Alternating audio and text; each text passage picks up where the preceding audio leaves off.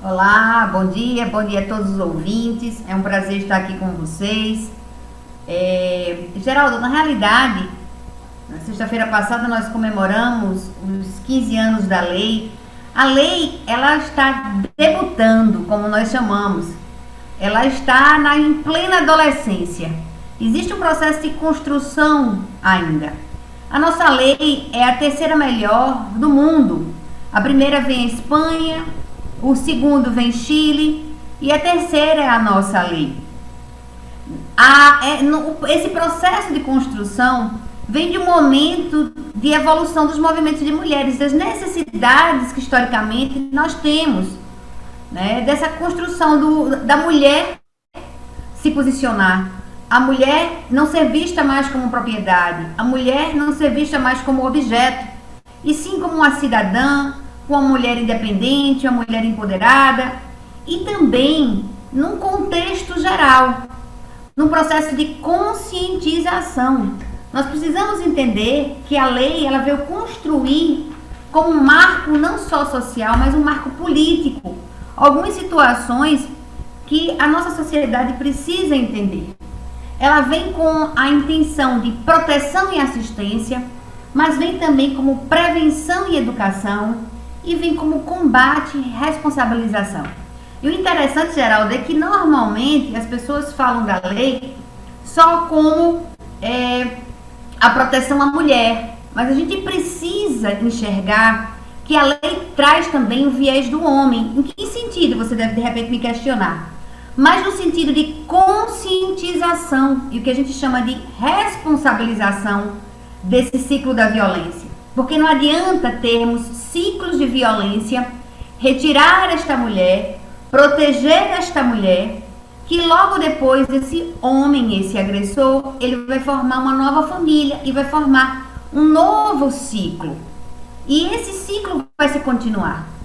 Mas então, Anabel, nós temos a medida protetiva, mas nós temos também a prisão. Mas a gente questiona a situação do aprisionamento, né? Se prende este homem, mas quando ele for solto, como fica? Novos ciclos vão ser gerados. Então a gente precisa entender que a lei nesse processo de 15 anos traz também a questão da conscientização e responsabilização desse homem. E é quando a gente traz a questão das políticas públicas, dos investimentos não só de cuidar da mulher através dos abrigos, centros de referências, medidas protetivas, delegacias especializadas, mas também o atendimento ao homem para que ele possa ser tratado, ser cuidado, ser responsabilizado. Veja, não que ele não vai ser penalizado, ele deverá ser punido. Qualquer pessoa que comete um crime deverá responder por ele. Ele deve responder por essa penalização, por essa criminalização. Mas ele também deve ser entendido que nossa violência é uma violência cultural e estrutural, patriarcal. E que muitos desses homens, quando cometem determinados crimes, quando assim questionados, eles entendem que não fez nada demais, porque é um pai de família, ele coloca dinheiro dentro de casa, é um bom pai, e que ele, no seu processo histórico-cultural dentro de casa, ele sempre enxergou a violência, então ele acha que isso é normal. Então, a gente precisa entender que a lei traz esse avanço também. Mas como eu falei, Geraldo, nesse início, são 15 anos de juventude e que nós temos muito ainda a amadurecer. O caso do DJ Ives, né, aflorou aí a discussão, né, uma discussão que muitas vezes está no dia a dia das mulheres e dos homens, das famílias, dos casais. Essa pandemia, ela também trouxe um afloramento maior dos casos de violência contra a mulher? Você acredita também nessa questão? E por que na pandemia isso aflorou? Foi o fato do confinamento?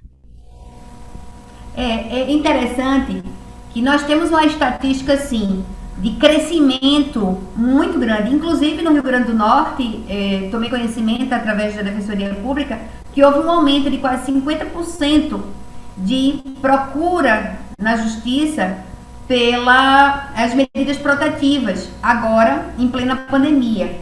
O que acontece? O que aconteceu na realidade?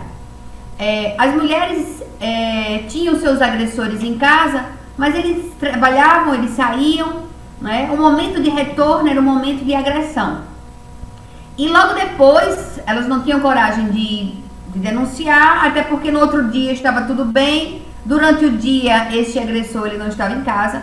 Mas quando se passa no momento de confinamento, e muitos deles na angústia de desemprego, sem saber a sua perspectiva de futuro, dentro de casa, aquele que tem uma tendência ao alcoolismo, indo em busca mais do álcool, então houve essa abertura, né, da possibilidade do aumento da violência doméstica, que foi o que ocorreu. E o interessante é que nós que fazemos parte do Instituto Maria da Penha, nós começamos a receber, Geraldo, denúncias. Nós tínhamos um atendimento presencial. E o que aconteceu? Quando março tudo começou a se fechar, nós começamos a receber pedidos de socorro pelo nosso Instagram. Isso em mais ou menos final de março, poucas semanas da pandemia, e aqui foi uma crescente muito grande. E aí nós decidimos, em vez de fazer o atendimento físico, fazer o atendimento online.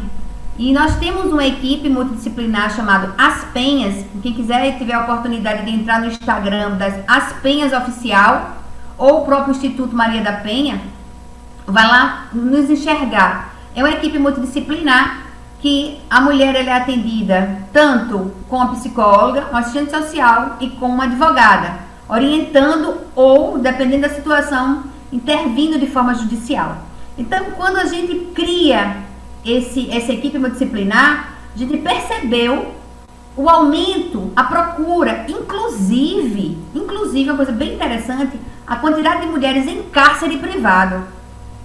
Não era só pela pandemia, gente. Não era só pela pandemia, que estava todo mundo indo em casa, mas a característica criminal do cárcere privado, da manutenção da mulher dentro de casa, e a gente ter que intervir junto às delegacias de alguns estados para tentar tirar aquela mulher dali daquela situação de violência que ela estava, além do cárcere, da violência física e da violência psicológica, que foi um dos aumentos incríveis, que por sinal culminou agora, né, com a inclusão da violência psicológica no Código Penal, que mais surtiu aumento nesse momento de pandemia, que foi a violência psicológica, né? Esse homem dentro de casa e fazendo todo esse processo.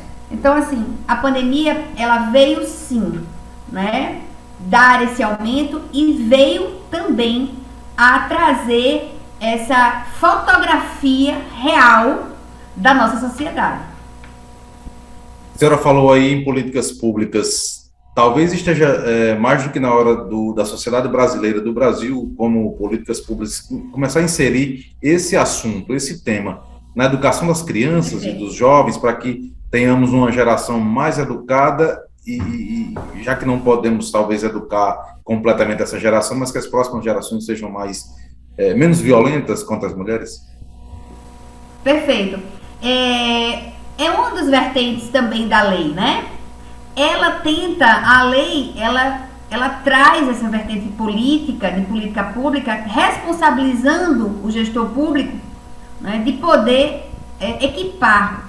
Nós precisamos, além de fazer os equipamentos surgirem nos municípios, porque nós sabemos a quantidade de municípios que não existe uma delegacia especializada, que tem prefeituras que terminaram de assumir recentemente, de existir a Secretaria da Mulher, extinguiu a Secretaria da Mulher, criando só uma coordenadoria pequena, porque não dá voto, não é visível, não é uma temática que o gestor trouxe na sua campanha, não é uma política que vai trazer dinheiro público para suas implantações. Mas aí é que está. A gente precisa entender uma política pública da mulher não só de uma vertente. Ela perpassa por várias temáticas. Ela passa pela área da saúde, ela passa pela área da assistência social, ela passa pela área da educação, né? Então, nós temos uma amplitude e que os gestores precisam entender. E essas implantações que você falou, Geraldo, você faz extremamente importante.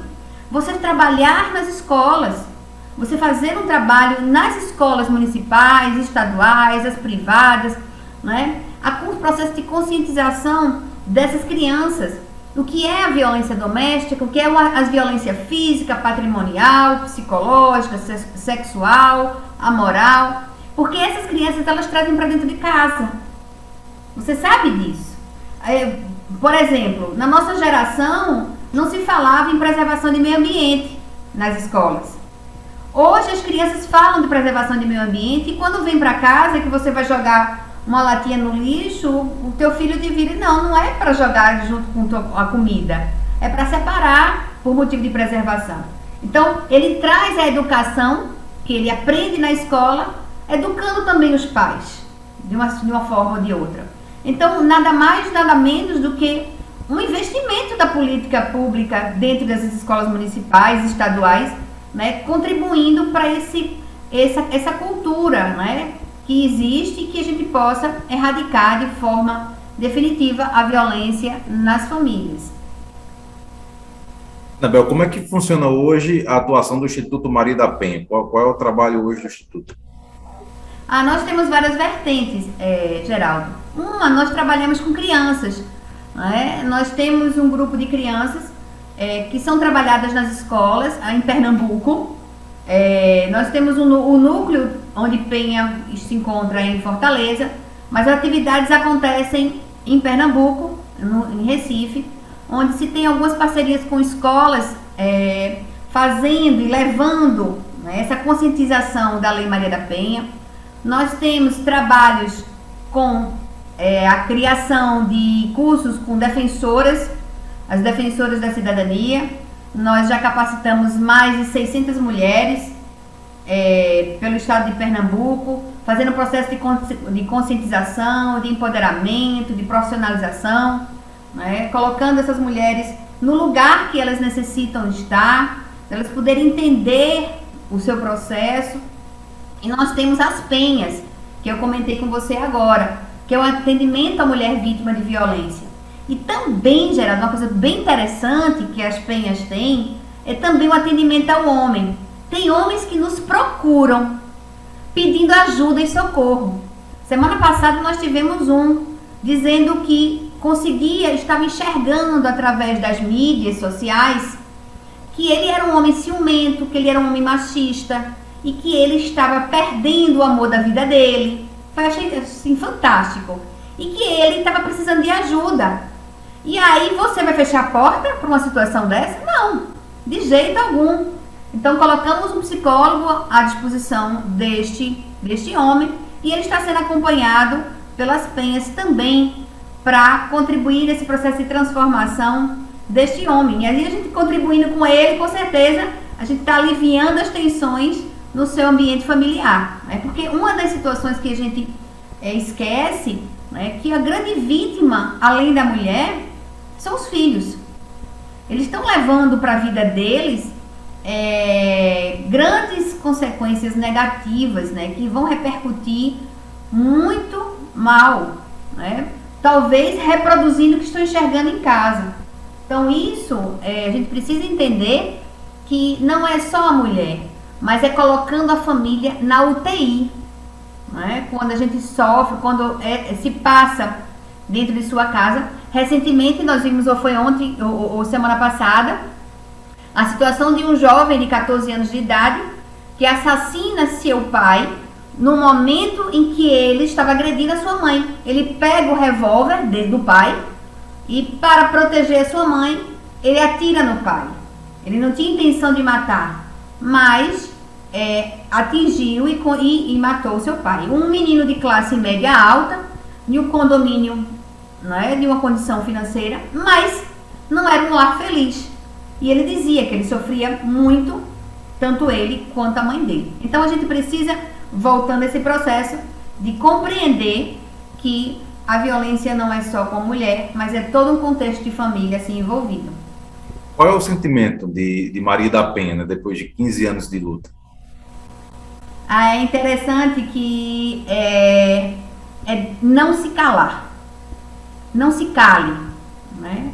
Continue na luta, que você será sim socorrida, sairá desse contexto, né? A fala é não se cale, não se cale. E foi o que aconteceu com ela, né? Inclusive, no livro dela, né, Sobrevivi e Posso Contar, no momento que ela levou o tiro, naquele primeiro momento ela disse: o Marcos me matou. O que vai ser das minhas filhas? Pelo amor de Deus, me ajude. Eu não quero minhas filhas órfãs.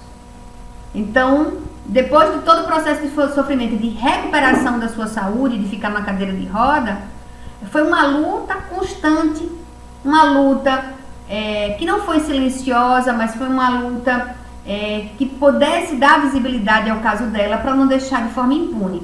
Desse formato em que foi construído, né, que se homenageia a lei, né, que na realidade foi uma construção de um consórcio de movimentos de mulheres que levou à Câmara para que seja aprovado esse projeto. E diante do caso dela na Corte Interamericana, OEA, ONU, tudo envolvido, pressionando o Brasil, questionando por que aquele processo não se tinha concluído, já estava se chegando à sua prescrição, e quando vem à tona e realmente o seu agressor assim é punido, e essa luta dá visibilidade, homenageando a lei ao nome da Maria da Penha. Na realidade, todas as mulheres vítimas passam a ser a Maria da Penha, né? Todas são Marias, como assim nós falamos. Anabel, muito obrigado pela participação aqui no Sistema Rural de Comunicação. Mais alguma informação a acrescentar, pode ficar à vontade. O que nós deixamos aqui registrados a vocês, mulheres ouvintes, né? Se sintam acolhidas, não silenciem, procure os aparatos dos seus municípios, procure a Defensoria Pública, procure o Ministério Público, denuncie, tem o 180, procure órgãos que possam lhe ajudar. Nós temos também as nossas linhas do Instagram. O Instituto Maria da Penha também está à disposição de vocês para poder, né, contribuir nesse processo de luta de vocês. Mas o que a gente pede, não silencie, enxerguem os sinais, né? Existe a violência psicológica, existe a violência sexual, o estupro marital existe, o corpo é seu, e nós não somos nenhum produto, nenhum objeto para ser usado e descartado. Então, mulheres que estão nos ouvindo, né, não fiquem caladas. Aos homens que estão, eu agradeço aqueles, né, que entendem, que compreendem e que sempre nos apoiam nesse processo de luta, e aqueles que se enxergam, né, nesse processo que precisa se melhorar. Procurem ajuda. Vocês procurando ajuda, vocês estão contribuindo não só para a relação de vocês, mas para a relação do convívio saudável dos filhos de vocês. É o que a gente deixa aqui registrado e que se faz necessário para uma sementinha de uma sociedade melhor.